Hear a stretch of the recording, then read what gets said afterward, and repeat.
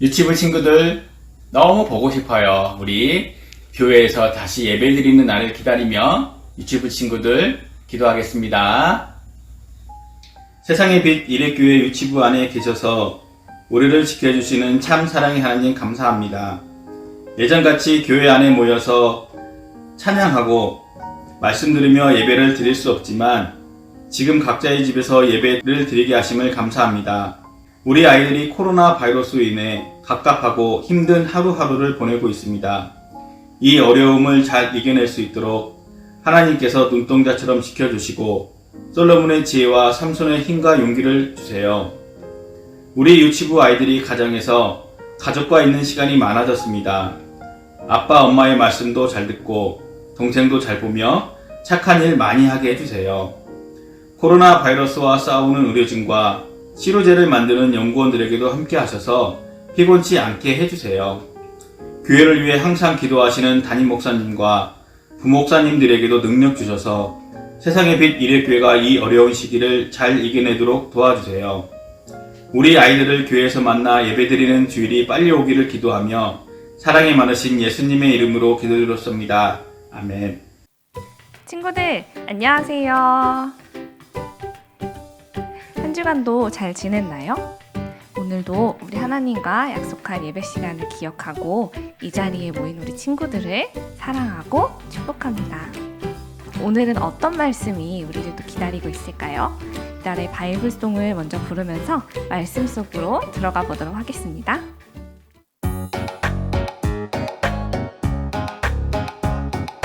공의와 정의를 행하는 것은 제사 드리는 것보다 여호와께서 기쁘게 여기시느니라. 잠언 21장 3절.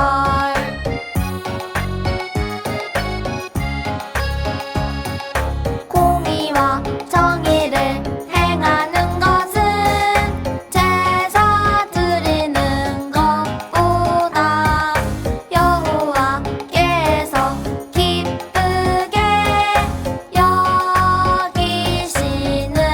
여기시느니라.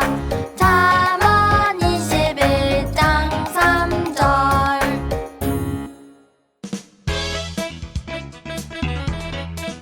헤롯 왕을 찾아간 세례 요한.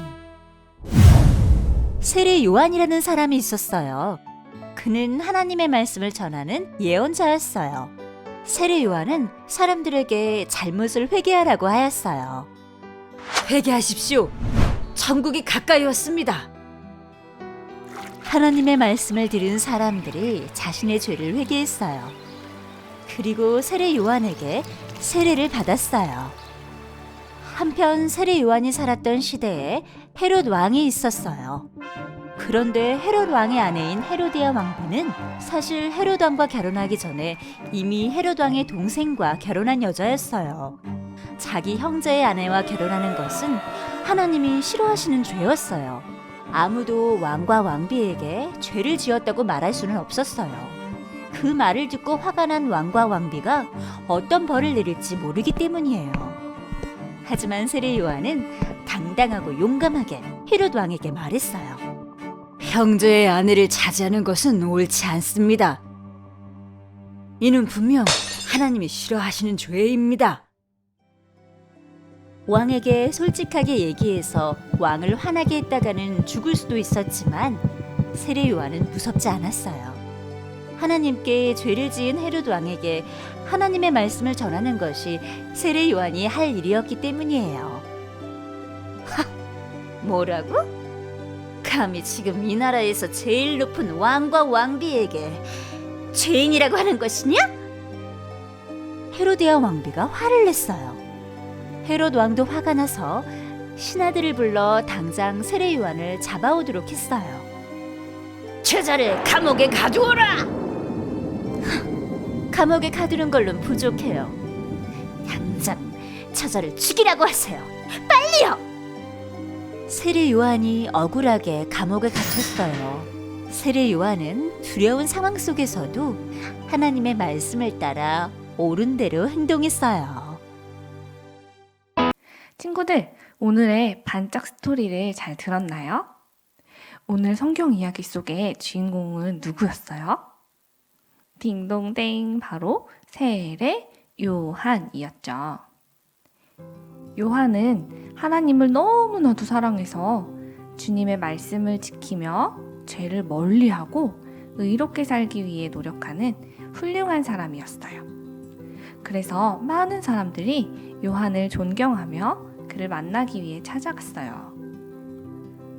무엇보다도 요한은 이 땅에 오실 예수님을 기다리면서 매일 하나님의 말씀을 가르쳐주는 중요한 일을 했어요. 세례 요한은 사람들에게 이렇게 외쳤어요. 여러분, 회개하십시오. 하나님의 나라가 가까이 왔습니다. 우리가 얼마 전에 배웠던 노아 할아버지가 살던 시대에도 너무나도 많은 사람들이 하나님의 말씀과 상관없이 살면서 자기 마음대로 죄를 지었던 거 기억하고 있지요.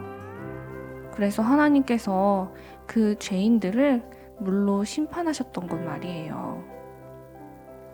당시 죄를 지었던 사람들은 모두 그 죄 때문에 하나님의 심판을 피하지 못하고 죽임을 당하고 말았어요. 하지만 하나님의 말씀을 듣고 순종한 노아와 노아의 가족들은 모두 죽음의 홍수 심판으로부터 구원을 받고 생명을 구했지요. 세례 요한이 살던 시대는 노아 할아버지가 홍수를 겪었던 시기로부터 아주 오랜 시간이 지난 뒤였어요. 그래서 그 사이에 새로운 사람들이 태어나고 죽고 태어나고 죽고를 반복하면서 완전히 다른 세상이 되었지만 딱 한 가지 달라지지 않은 것이 있었어요. 무엇이었을까요? 바로 여전히 사람들이 하나님을 떠나서 죄를 짓고 있다는 것이었어요. 그래서 세례 요한은 여전히 죄를 짓고 하나님으로부터 멀어져 가는 사람들에게 여러분, 죄로부터 돌아서십시오. 하나님 앞에 회개하십시오. 라고 외쳤던 거예요. 그의 말을 귀담아 들은 사람들은 자신들의 죄를 회개하고 하나님께 용서를 구하며 요한에게 찾아와 세례를 받았어요. 요한은 진심으로 죄를 뉘우치고 하나님을 믿고 순종하면서 자기를 찾아온 사람들에게 물로 세례를 주었어요. 물로 세례를 주는 것은 그들의 죄를 하나님께서 씻어주셨다라는 예식이었어요. 세례 요한은 자기에게 찾아오는 사람들에게만 복음을 전하지 않고 죄를 지은 사람들을 직접 찾아가서 그들이 죄를 깨닫고 하나님께 용서를 구할 기회를 주려고 노력했어요. 요한은 심지어 왕에게도 찾아갔어요. 당시 나라를 다스리던 왕은 헤롯 왕이었어요. 그런데 헤롯은 하나님 앞에 아주 큰 죄를 지은 사람이었어요. 그것은 자기의 동생과 결혼한 아내를 빼앗아서 자기의 아내로 삼은 것이었어요. 이것은 하나님께서 금지하신 죄였죠. 하지만 헤롯 왕과 그의 왕비 헤로디아는 자신들이 저지른 잘못을 인정하지 않았어요. 사람들은 모두가 왕과 왕비가 잘못했다는 것을 알고 있었지만 누구도 나서서 그것은 죄입니다 라고 말하지 못했어요. 왜냐하면 왕에게 그런 말을 했다가는 왕이 기분이 나빠져서 감옥에 가두거나 죽일 수도 있으니까요. 하지만 한 나라를 이끌어가는 리더가 이렇게 큰 잘못을 저지르는 것을 그냥 내버려 둔다면 그 나라의 백성들은 왕을 따라서 나쁜 일을 아무렇지 않게 저지르게 될 거예요. 그래서 세례 요한은 하나님의 말씀을 전하기 위해 헤롯을 찾아갔어요. 형제의 아내를 차지하는 것은 하나님이 보시기에 옳지 않습니다. 그러자 이 말을 들은 왕비 헤로디아는 세례 요한을 미워했어요. 그래서 왕에게 세례 요한을 감옥에 가두게 해달라고 요청했죠. 결국 헤롯 왕과 왕비는 요한을 감옥에 가두어 죽게 했어요. 세례 요한은 헤롯 왕과 왕비가 자신을 죽일 수 있다는 것을 알고 있었지만 그들을 두려워하지 않았어요. 요한은 헤롯 왕은 비록 자기의 몸을 해칠 수는 있지만 자기의 영혼을 해칠 수는 없다는 것을 알고 있었기 때문이에요. 그래서 요한은 오직 하나님만 두려워했어요. 하나님은 우리의 영혼까지도 심판하시는 전능하신 재판관이시거든요. 그래서 우리가 끝까지 죄를 짓고 살아간다면 영원한 지옥에도 보낼 수 있는 분이세요. 하지만 우리를 너무나도 사랑하시는 하나님은 우리가 지옥에 가지 않도록 우리에게 영원한 생명을 주시려고 예수님을 이 땅에 보내셔서 모든 사람들에게 영원한 하나님의 나라, 그곳에서 행복하게 살 수 있는 길을 열어주셨어요. 그래서 요한은 자기의 몸만 해칠 수 있는 헤롯 왕의 기분을 맞추면서 죄를 짓는 것은 거절하고 하나님이 보시기에 정의롭게 살아갈 거야 라고 결심하고 그렇게 살기 위해 노력했던 거예요. 사랑하는 친구들, 많은 사람들이 헤롯 왕이 잘못을 저질렀다는 것을 알고 있었지만 괴롭힘을 당할까봐 그것은 잘못이에요, 그것은 죄예요 라고 말하지는 못했어요. 그러나 세례 요한은 어떠한 상황에서도 하나님의 말씀대로 말하고 행동하기를 두려워하지 않았어요. 그는 어떤 말이나 행동을 하기 전에 항상 먼저 이렇게 생각했어요. 목사님을 따라해 볼까요? 하나님께서 기뻐하실까? 잘했어요. 그래요. 우리가 하나님을 닮아서 정의롭게 살아가려면 어떠한 말이나 행동을 하기 전에 먼저 하나님께서 기뻐하실까? 라고 질문해 보아야 해요. 그리고 나서 하나님이 기뻐하실 행동과 말이라면 두려워도 용감하게 그 길을 걸어가야 하고요. 하나님이 슬퍼하시고 미워하시는 일은 단호하게 거절하고 멀리 떠나야 해요. 만약 어린이집이나 유치원에서 힘이 센 친구가 약한 친구를 괴롭히는 것을 보았다면 우리 친구들이 가서 그 약한 친구를 도와주어야 해요. 하지만 내가 도와주기 힘든 상황이 되었다면 지혜롭게 어른들이나 선생님께 도움을 구할 수 있어야겠죠. 그리고 친구들이 한 명의 친구만 따돌리고 자꾸 같이 놀아주지 않고 야, 쟤랑 놀면 나 너랑 안 논다 하면서 나에게도 저 친구를 따돌리는 일에 함께 하자고 말할 때는 우리 친구들이 어떻게 해야 할까요? 안 돼. 그것은 하나님이 싫어하시는 일이야. 우리 사이좋게 지내자 라고 용기를 내어서 말하는 것. 그것이 하나님이 말씀하시는 정의로운 말과 행동이에요. 또한 나랑 친한 친구가 나에게 자꾸 같이 거짓말을 하자고 하거나 나쁜 일을 함께 하자고 할 때, 너 나랑 친하니까 이거 같이 해줄 수 있잖아. 안 그러면 너 내 친구 아니야. 라고 이야기할 때, 나는 어떻게 해야 할까요? 나랑 제일 친한 친구가 부탁하는 거니까 함께 한 번만 나쁜 일 같이 할까요? 그래도 될까요? 아니에요. 아무리 친한 친구가 그런 부탁을 하더라도 나쁜 일은 단호하게 거절하는 것. 그것이 하나님께서 우리에게 부탁하신 말씀이에요. 하지만 이렇게 정의로워지는 길에는 용기가 필요해요. 이 용기는 누가 주시는 걸까요? 바로 하나님께서 우리에게 주시는 것이에요. 그래서 우리는 날마다 이렇게 하나님의 말씀을 보고 기도하고 또 주일에 예배에 빠짐없이 참여하면서 하나님께 가까이 가면 우리의 마음 가운데 하나님이 용기를 주실 거예요. 하지만 눈앞에서 친구들이 이런 부탁을 했을 때 거절하기 어렵거나 정의로운 말을 하는 것이 겁이 난다면 목사님을 따라서 그 순간 이렇게 마음속으로 기도해 보세요. 하나님, 도와주세요. 잘했어요.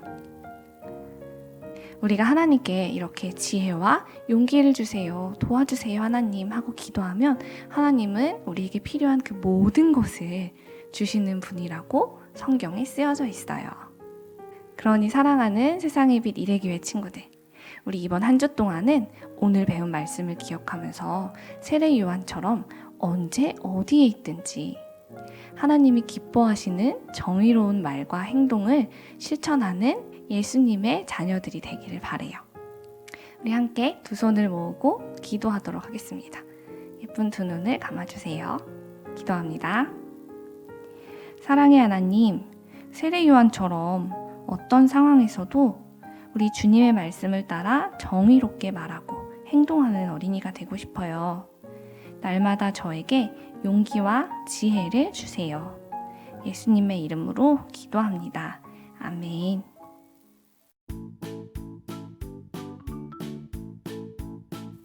친구들, 이 시간은 반짝 퀴즈 시간이에요.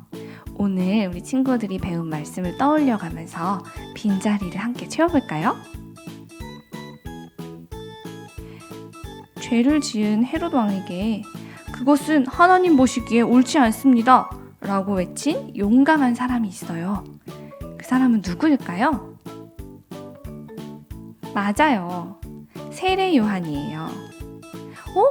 그런데 세례 요한이 그려진 별 조각이 빠져 있네요. 우리 친구들이 찾아줄 수 있죠? 1번, 2번, 3번 세 개의 별 중에서 세례 요한은 어디에 있을까요? 목사님이 하나, 둘, 셋 하면 알맞은 별 조각의 번호를 외쳐주는 거예요. 하나, 둘, 셋! 정답은 2번이었습니다.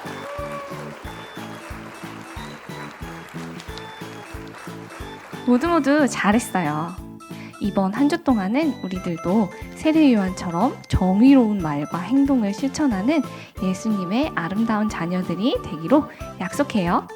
우리 모두 다음 주 이 시간까지 안녕!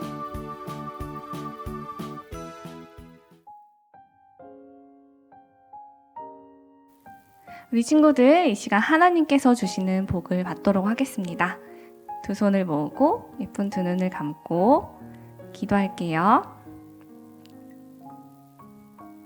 이제는 우리 주 예수 그리스도의 은혜와 하나님 아버지의 크신 사랑과 성령님의 변함없는 함께하심이 하나님의 말씀에 순종하여 거짓된 세상에 하나님의 정의를 선포하고 용감하고 의롭게 살기로 결심하는 모든 주의 자녀들 위해 이제부터 영원까지 함께 하시기를 간절히 축원하옵나이다.